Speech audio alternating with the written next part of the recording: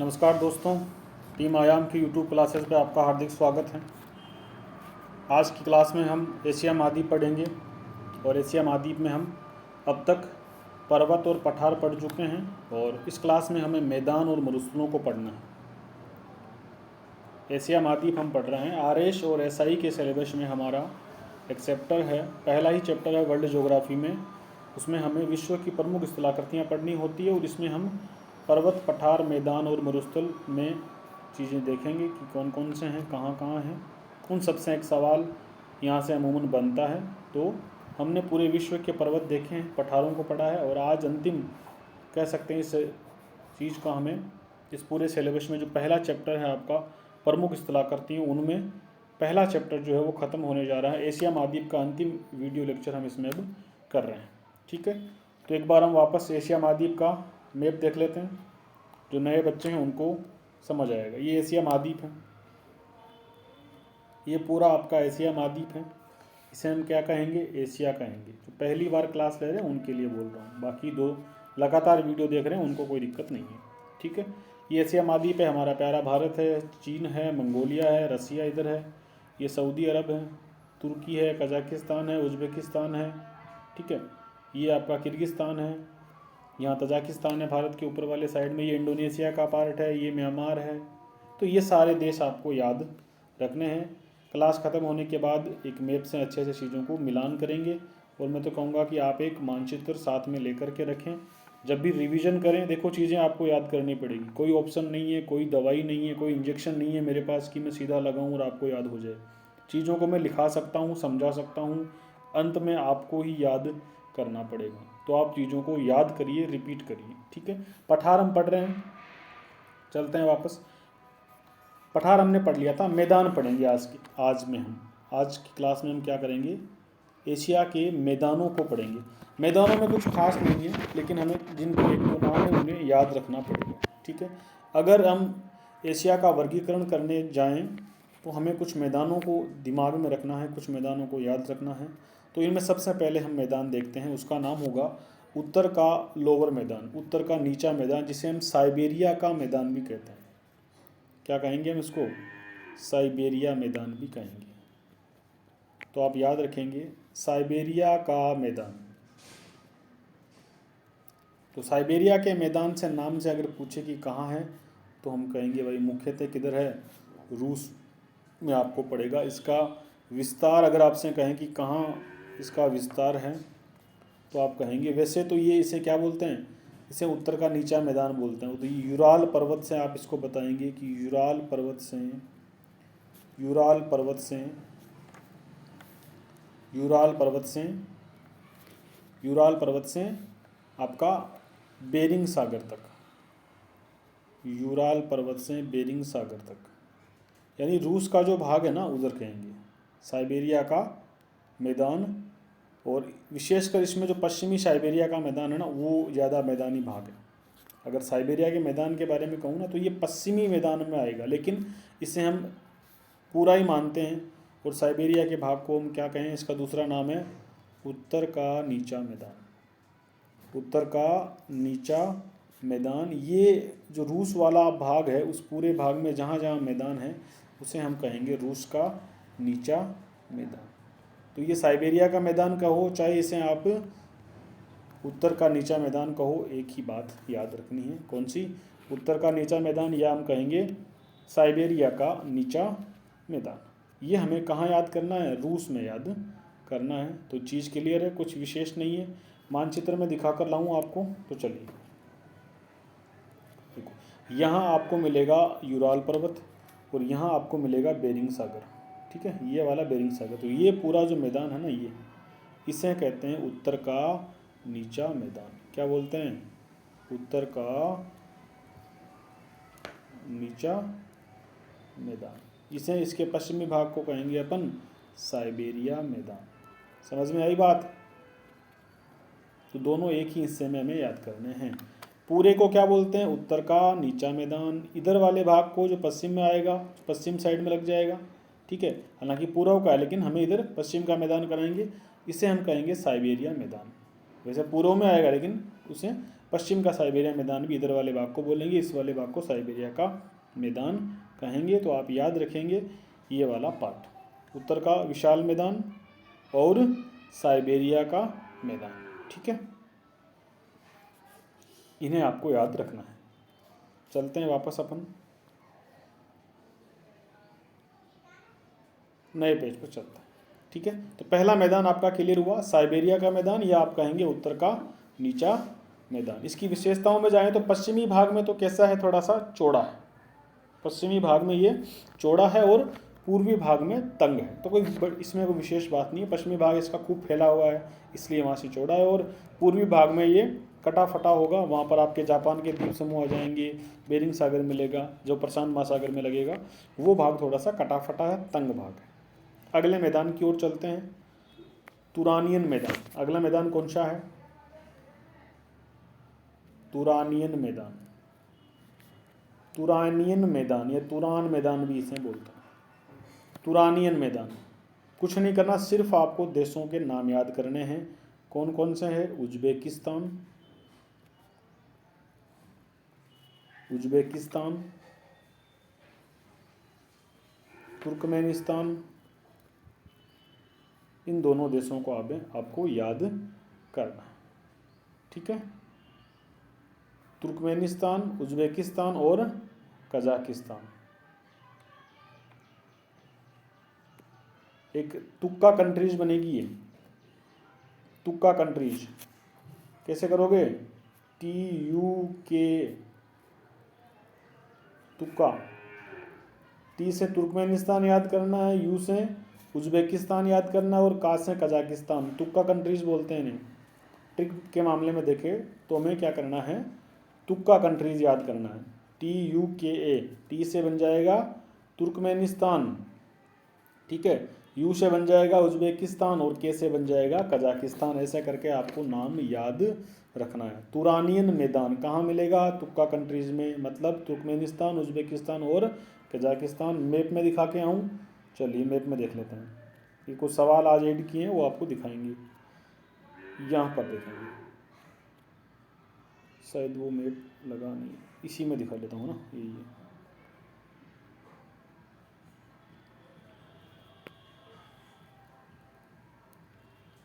ये देखो, ये जो आपको दिख रहा है ना, दैट इज़ तुरानियन मैदान।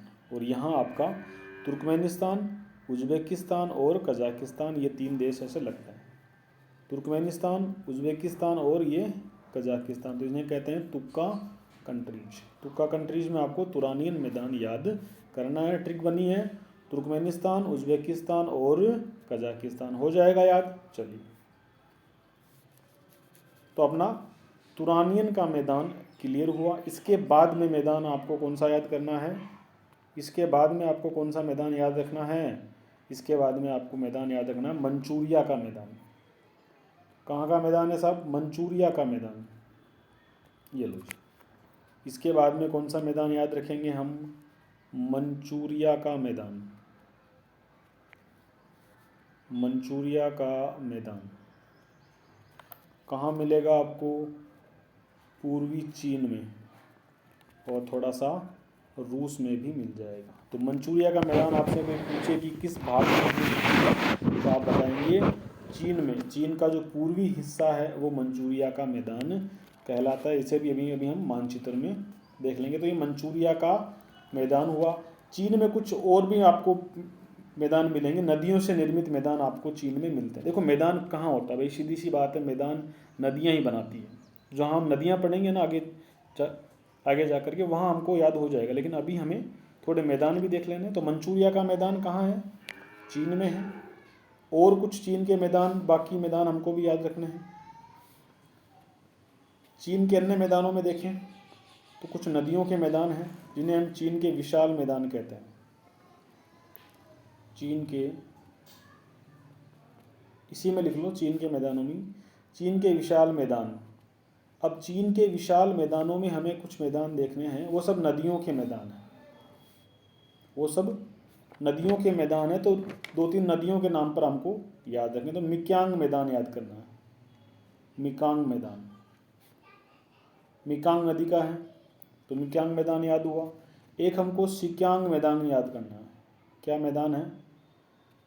सिक्यांग मैदान। ये भी हमें चीन की सिक्यांग नदी का मैदान है। मिकांग मैदान क्या है? ये चीन की मिक्यांग नदी का मैदान है। एक मैदान का नाम है यांगटीसिक्यांग। यांगटीसिक्यांग मैदान आपको याद करना। और ये किस नदी का मैदान है? यांगटीसिक्यांग नदी का। जैसे हमारे यहाँ पर गंगा का मैदान है ना, हमारे यहाँ पर गंगा का मैदान है, ब्रह्मपुत्र का मैदान है, हमारे यहाँ पर सिंधु का मैदान है। उसी तरीके से चाइना में जो नदियों के मैदान हैं उनको चीन के विशाल मैदान कहते हैं। और वो किन किन नदियों के हैं? जहाँ मिकांग नदी बहती है वो तो मिकांग नदी का मैदान है, जहाँ पर सिक्यांग नदी बहती है वो सिक्यांग नदी का मैदान है, और जहाँ यांगटीसिक्यांग बहती है वो यांगटीसिक्यांग का मैदान है। कोई विशेष नहीं है, ठीक है। और मंचूरिया का मैदान आपने पूर्वी भाग में याद किया है, यह हमें थोड़ा याद रखना है। मंचूरिया का मैदान क्लियर हुआ। चलिए नए पेज की ओर बढ़ते हैं। दजला फरात का मैदान याद रखना है।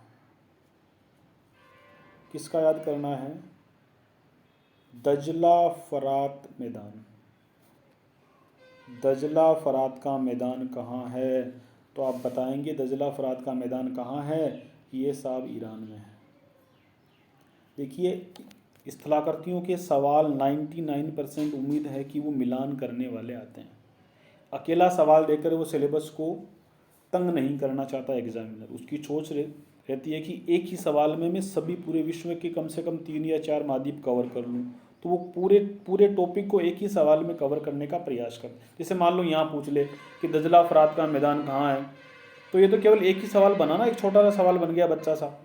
तो वो कोशिश करेगा कि अकेला सवाल नहीं बनाए। एग्जामिनर कोशिश यहाँ से क्या करेगा? यहाँ से मिलान करने वाले 4 ऑप्शन देगा, मिलान करेगा तो एक 4 शब्द इधर लिखेगा, 4 इधर लिखेगा, मिलान कराएगा और कोशिश करेगा कि उसमें 3-4 महाद्वीपों को घुसा दे, है ना। तो वो यहाँ से अकेला सवाल तो बहुत कम चांस है यहाँ से सवाल बनने का। यहाँ से तो मिलान करने वाले सवाल ही पूछेगा। हो सकता है एक साथ मैदान दे दे, हो सकता है एक साथ वो सारे के सारे हमें यहाँ से पर्वत पूछ ले, मरुस्थल पूछ ले। तो वो अकेला सवाल बहुत कम चांस है, लेकिन मिलान करने वाले सवाल बनाकर पूछ लेगा। तो ईरान का हमें दजला फरात मैदान क्या याद करेंगे? दजला फरात नदियाँ हैं। दजला फरात नदियाँ, दजला और फरात नदियों के मैदान। दजला और फरात ईरान की 2 नदियाँ। देखो नदियाँ भी याद हो रही है, हम अलग से पढ़ेंगे लेकिन यहाँ भी हल्की हल्की तो याद हो रही है। तो कोई पूछे कि दजला फरात नदियाँ किस देश की नदियाँ हैं, तो हम कहेंगे ईरान की नदियाँ हैं। और इन नदियों के द्वारा बनने वाला मैदान कैसा है? दजला फरात मैदान है, ठीक है। अगला बोल दे, रैंकिंग देख लेना कौन सी लिखी हुई है। मीनाम मैदान। मीनाम मैदान, लो जी ये मीनाम नदी का मैदान है। कहाँ मिलेगा हमें? थाईलैंड में याद करना है। कहाँ करना है मीनाम मैदान को? थाईलैंड के अंदर कौन सा मैदान है? मीनाम मैदान है। कौन सी नदी? मीनाम नदी के द्वारा। हो गया, ठीक है। कोई पूछे आपसे गंगा सिंधु ब्रह्मपुत्र का मैदान, अब ये लिखाने की आवश्यकता थोड़ी है, याद रह जाएगा ना। गंगा ये भारत के अंदर है, गंगा सिंधु और ब्रह्मपुत्र का मैदान। इन तीनों नदियों ने अपने अपने मैदान बनाए। कहाँ हैं? ये इंडिया में है, ठीक है, याद हो जाएगा। तो ये आपके इस तरह से मैदान क्लियर हो रहे। ये आपको इस महाद्वीप के मैदानों को इस तरीके से पढ़ना है। सारे मैदान हमने देखे, कौन कौन से? मीनाम मैदान थाईलैंड में है, दजला फरात ईरान में है, मंचूरिया का मैदान कहाँ पर है? पूर्वी चीन में है। चीन के कुछ और मैदान भी है जैसे मिकांग मैदान, सिक्यांग मैदान और यांगटीसिक्यांग मैदान। साइबेरिया का मैदान आपने रूस में देखा। यूराल पर्वत से हम कहेंगे बेरिंग सागर तक, इसे उत्तर का नीचा मैदान भी कहते हैं। इसके पश्चिम दिशा में जो है उसे पश्चिमी साइबेरिया का मैदान कहते हैं, और जो पूर्व दिशा में उसे पूर्वी साइबेरिया का मैदान कहते हैं। तुरानियन मैदान आपने देखा तुर्का कंट्रीज में है, तुर्कमेनिस्तान, उज्बेकिस्तान और कजाकिस्तान में है। ये हमने देखे। ये मैप में देख लो यहाँ, ठीक है। ये आपके कौन से हो गए? ये हुआ आपका तुरानियन मैदान, ठीक है। ये आपके साइबेरिया का मैदान। यहाँ पर आपको चीन का जो मंचूरिया का मैदान था ये दिख रहा है, देखो मंचूरिया का मैदान। इस तरीके से सभी देशों में जो जो मैदान हैं वो आपको दिखते जाएंगे। आगे बढ़ते हैं, अब चलते हैं मरुस्थल। अब क्या करते हैं अपन? एशिया महाद्वीप के मरुस्थलों को करते हैं कि एशिया महाद्वीप में मरुस्थल कौन से हैं।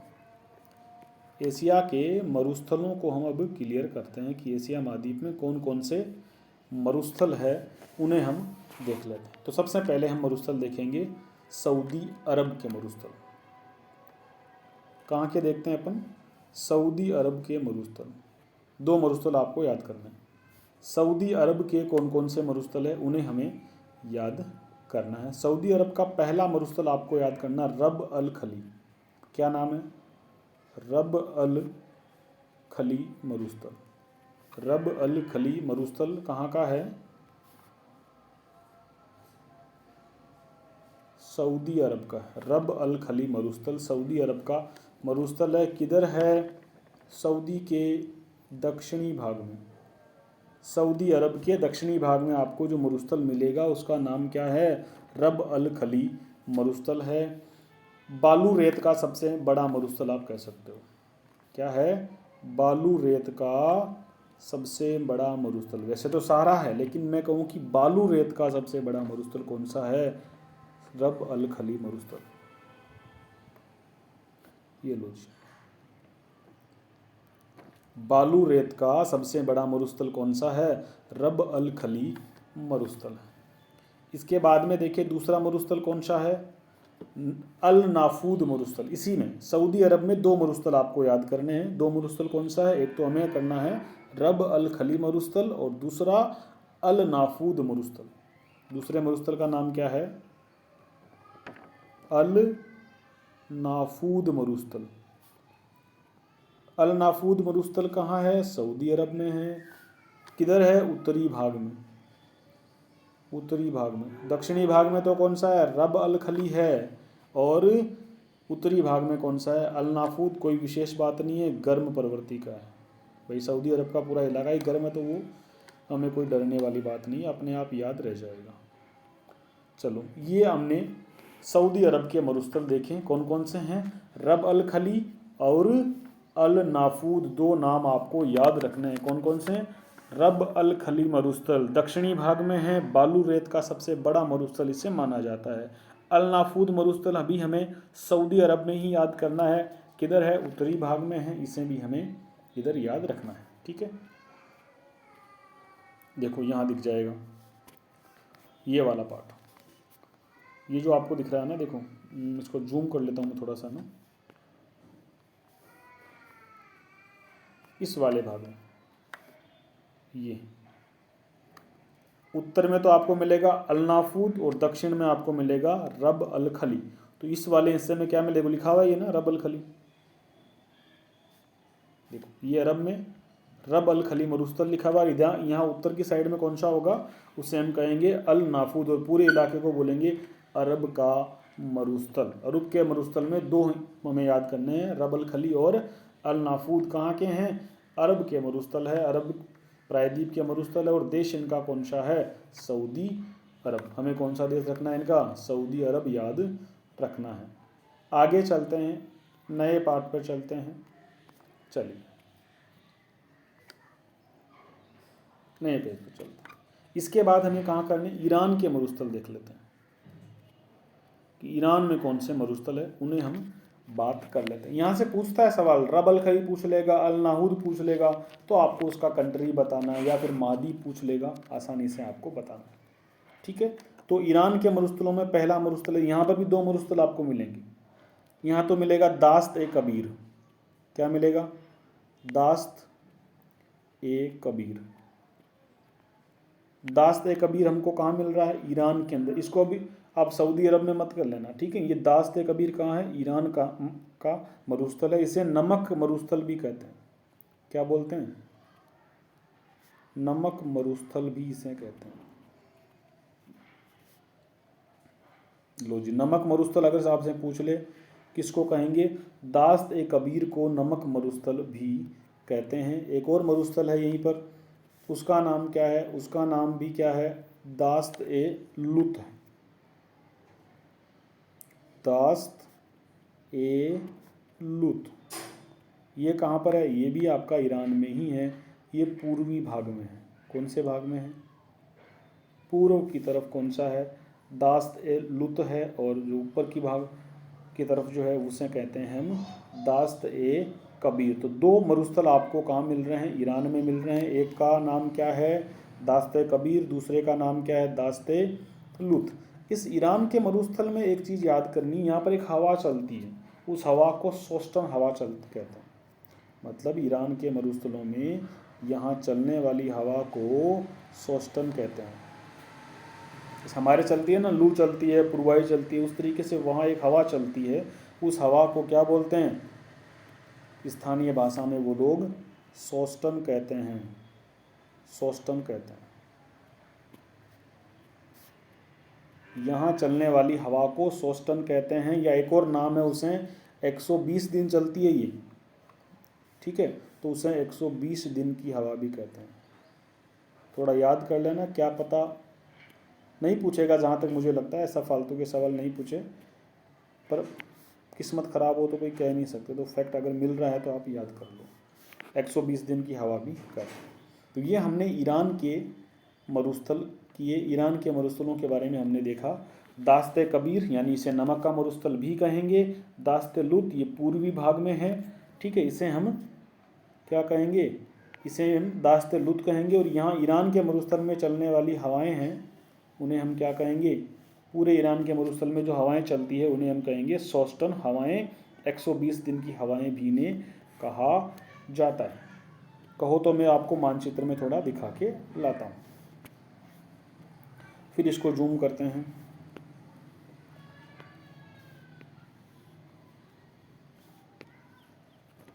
ये देखो, ये जो आपको विशाल नमक मरुभूमि लिखा हुआ मिल रहा ना, यही वास्तव में क्या है? यही दास्त ए कबीर है, यही वास्तव में दास्त ए कबीर है। और यहाँ जो मरुस्थल होगा उसे कहेंगे दास्त ए लुत, उसे क्या कहेंगे? दास्त ए लुत। और जो यहाँ नमक मरुभूमि लिखा हुआ दिख रहा है ना इस भाग में, उसे कहेंगे दास्त ए कबीर। और यहाँ चलने वाली हवाओं को क्या कहेंगे? यहाँ चलने वाली हवाओं को सोस्टन हवाएं कहेंगे, 120 दिन की हवाएं कहेंगे। ये हमने मरुस्थल पढ़े ईरान के। अभी हमने 2 देशों के मरुस्थल कंप्लीट कर लिए। एक तो हमने सऊदी अरब के कर लिए, जिनके नाम हमने देखे थे रबल खली और अल नाफूद। जबकि यहाँ ईरान के मरुस्थलों में देखें तो हम कर रहे हैं कौन से? ईरान के मरुस्थलों में देखें तो हम जा रहे हैं दास्ते कबीर और दास्ते लुत को पढ़ने। इसके बाद में सीरिया का मरुस्थल आसान है, कहाँ है? सीरिया ही में है। सीरियन मरुस्थल कुछ विशेष नहीं है, रेतीला मरुस्थल है, गर्म मरुस्थल है, कहाँ पर है? सीरिया में। नाम में ही छुपा है कि भाई इस देश का मरुस्थल है, तो कोई विशेष बात नहीं है। एक आपको और देखना है, इजमीर घाटी। इजमीर घाटी, इजमीर, अब नाम आप इसमें देख रहे हो घाटी है तो मरुस्थल कैसे है? कोई ऐसा नहीं है। मरुस्थल का मतलब है कि वहाँ पर बारिश कम है, वनस्पति का कटाव हो रखा है वो। तो ये इजमीर घाटी भी क्या है? मरुस्थल है। क्या पता पूछ ले एग्जाम में, फिर कहाँ जाओगे ना, इसलिए हमको तो याद रखना है। हमें तो फैक्ट, राजस्थान की एग्जाम फैक्ट पे चलते हैं, इधर आपको लॉजिक नहीं मिलेंगे। मुश्किल से 100 सवालों में से आप 10 सवाल में लॉजिक लगाओगे, बाकी आपने रट रखा है, याद कर रखा है, तभी सिलेक्शन है, वरना नहीं है। तो इजमीर घाटी आप कहोगे कहाँ मिलेगी? तुर्की में। तो इजमीर घाटी का फैक्ट याद रखो, कहाँ याद करना है? तुर्की में हमें याद करना है।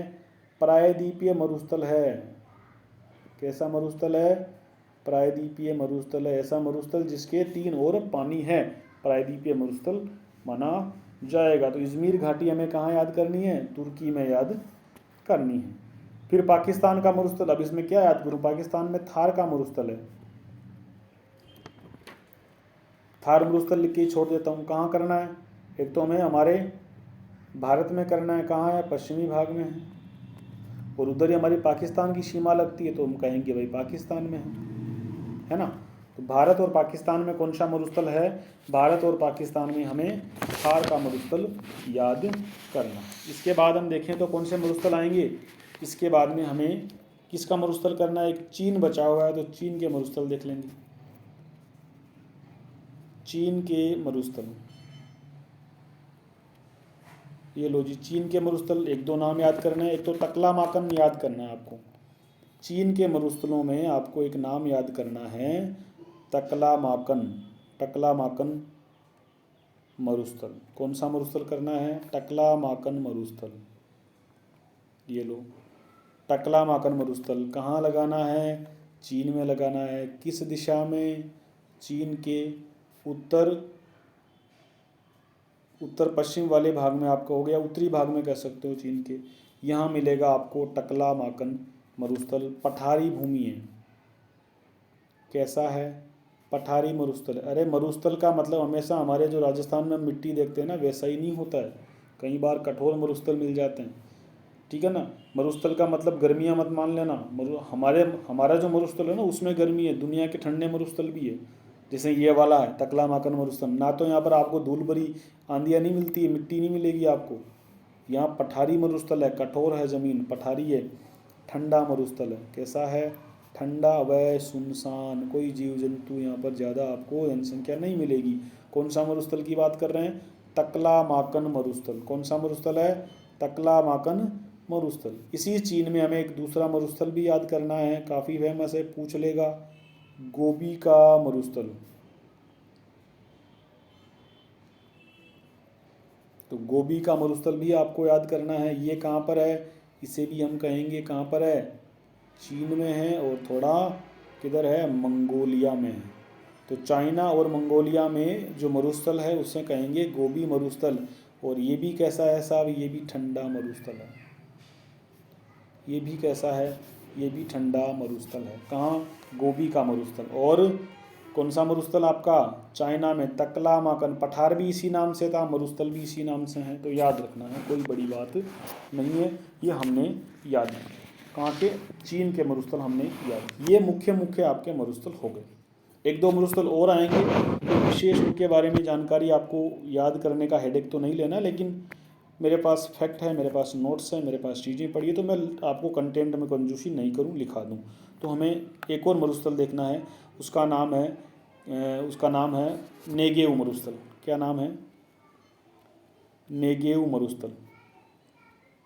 बहुत कम चर्चा में रहता है, बहुत कम पूछते हैं, लेकिन याद कर लो, पता नहीं किस्मत खराब हो तो आ जाए। नेगेव मरुस्थल आपको किस देश में लगाना है? इजराइल में लगाना है। नेगेव मरुस्थल आपको किस देश में बताना है? इजराइल में बताना। और कहाँ है? ठंडा मरुस्थल बताना है। कैसा है? ठंडा मरुस्थल है। तो कोई पूछे कि नेगेव मरुस्थल कहाँ है, तो निश्चित रूप से बताओगे कहाँ है? इजराइल में है। फिर कोई पूछ ले कि भाई साहब किजिलकुल मरुस्थल कहाँ है, बताओ कौन सा मरुस्थल?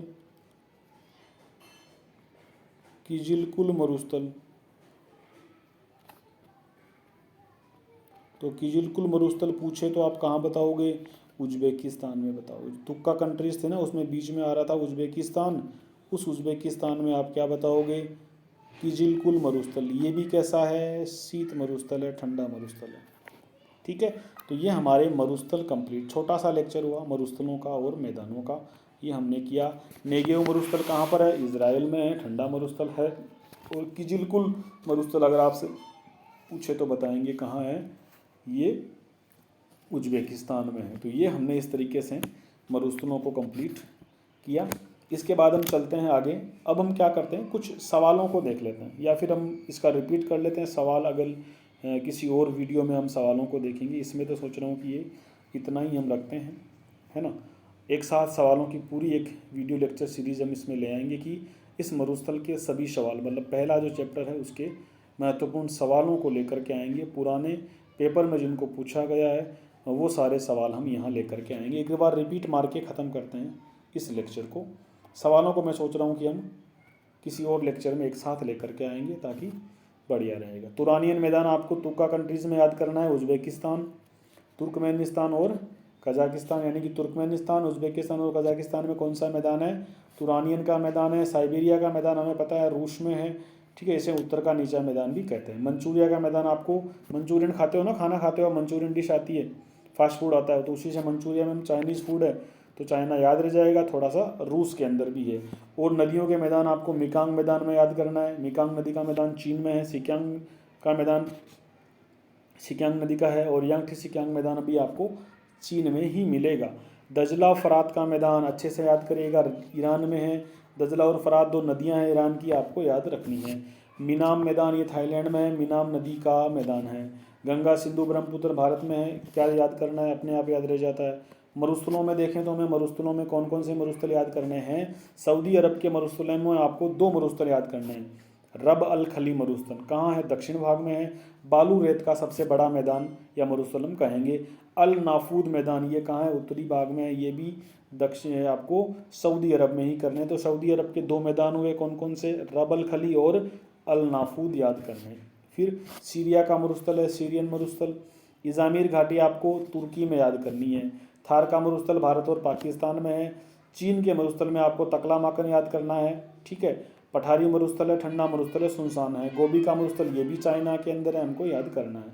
नेगेव मरुस्थल इजराइल में है, ठंडा मरुस्थल है। किजिलकुल मरुस्थल उज्बेकिस्तान में है। ईरान के मरुस्थल आप 2 भूल गए, उनको हम देख लेते हैं। ईरान के मरुस्थल का पेज कहाँ गया, एक मिनट। ईरान के मरुस्थल का पेज नहीं दिख रहा ना हमको, सॉरी।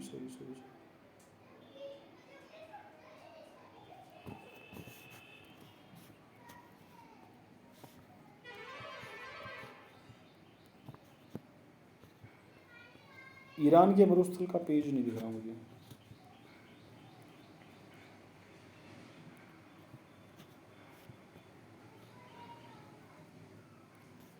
लेकिन पढ़ा तो है ना हमने ईरान का मरुस्थल।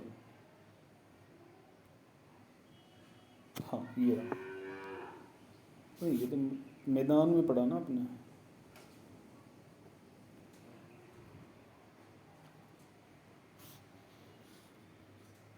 ईरान के मरुस्थल पढ़े ना हमने, ईरान के मरुस्थल हमने पढ़े, दो मरुस्थल हमने पढ़े थे ईरान के, उनके नाम आपको दास्त कबीर और दास्त लुत याद रह जाएगा ना। लिखा रहता हूँ एक पेज में वापस।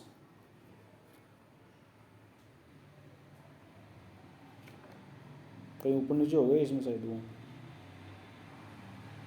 चल ईरान के मरुस्थल एक बार वापस लिख लो। ईरान के मरुस्थल में 2 नाम आपको याद करना है। एक तो क्या है, दास्त ए कबीर। क्या नाम है, दास्त ए कबीर। इसे नमक मरुस्थल भी कहते हैं। इसे क्या कहते हैं, इसे नमक का विशाल मरुस्थल भी कहते हैं। यहीं पर एक दूसरा और भी आपको याद करना है। दूसरा मरुस्थल कौन सा है, ईरान में ही, उसका नाम है दास्त ए लुत। ये भी आपको ईरान में ही याद करना है, पूर्वी भाग में है ईरान के, ठीक है। और यहाँ जो हवाएं चलती है, इस पूरे ईरान के भाग में जो हवाएं चलती है उनको सोस्टन कहते हैं। ईरान के मरुस्थलों में चलने वाली हवा को क्या कहते हैं हम, सोस्टन कहते हैं, ठीक है। या इसको 120 दिन की हवा भी कहते हैं। ये लिखा चुका हूँ मैं, पेज नहीं मिल रहा मुझे, वापस रिपीट करना, बाकी ये लिखा हुआ आपने कहीं ना कहीं आपने देखा है अभी इस वीडियो में। चलिए ये हमारे मैदान और मरुस्थल हो गए।